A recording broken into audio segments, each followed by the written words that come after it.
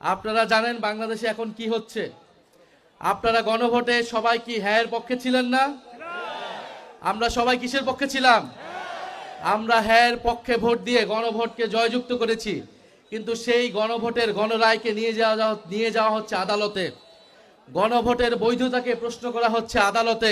আমরা কি সেটা মানবো না। যদি জনগণের রায়কে আদালতে নিয়ে যাওয়া হয় তাহলে আমাদেরকেও রাজপথে যেতে হবে। কথা খুবই পরিষ্কার। আমরা জুলাইয়ের মতো স্লোগান দিতে চাই না, হাইকোর্ট না রাজপথ, কিন্তু এই স্লোগান দিতে আমাদেরকে বাধ্য করবেন না। আমরা জাতীয় সংসদ হয়েছে, সংসদকে সংস্কার পরিষদ সদস্য হিসেবে ঘোষণা করতে হবে এবং গণভোটের গণরায় অনুযায়ী সকল সংস্কার বাস্তবায়ন করতে হবে। এর অন্যথা, এর বিকল্প আমরা কোনো কিছুই মেনে নিব না। এবং রাজনৈতিক প্রশ্নগুলোকে, জনগণের ম্যান্ডেটকে আদালতে নিয়ে পরিস্থিতি অস্থিতিশীল করার চেষ্টা করবেন না, আদালতকেও প্রশ্নবিদ্ধ করবেন না।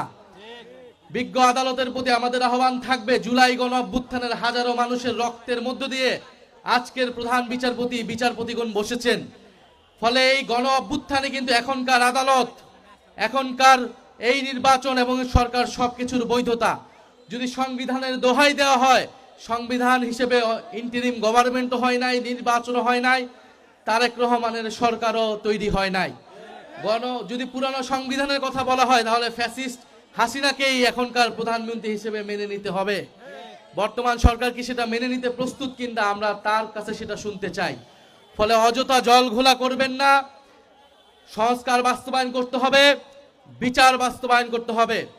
ভারতের কাছে অবিলম্বে শেখ হাসিনাকে বাংলাদেশে ফেরত পাঠানোর জন্য দাবি জানাতে হবে। শেখ হাসিনাকে ফেরত না পাঠালে ভারতের সাথে সম্পর্ক ঠিক হবে না। বাংলাদেশের সাথে সম্পর্ক স্থাপন করতে হলে অবশ্যই জুলাই গণহত্যার বিচার, শেখ হাসিনাকে ফেরত পাঠাতে হবে, শরীফ ওসমান হাদির খুনিদেরকে বাংলাদেশে ফেরত পাঠাতে হবে। তারপরই ভারতের সাথে সুসম্পর্কের বিষয়ে আমরা বিবেচনা করব ইনশাআল্লাহ। আজকে পুরো সমগ্র এনসিপি এই কুমিল্লা জেলায় এসেছে। এনসিপির সব গুরুত্বপূর্ণ নেতাই আজকে কুমিল্লা জেলায় এসেছেন। কুমিল্লা এবং বৃহত্তর কুমিল্লা থেকেই কিন্তু এনসিপির যে কার্যক্রম, এনসিপির গুরুত্বপূর্ণ নেতা তৈরি হয়েছে, এটা আমাদের জন্য অনেক সম্ভাবনার। আপনারা জানেন যে এই কুমিল্লায় মুজিববাদের জম হাসনাত আব্দুল্লাহ রয়েছেন, যিনি নির্বাচিত হয়েছেন কুমিল্লা জেলার মানুষের ভোটে।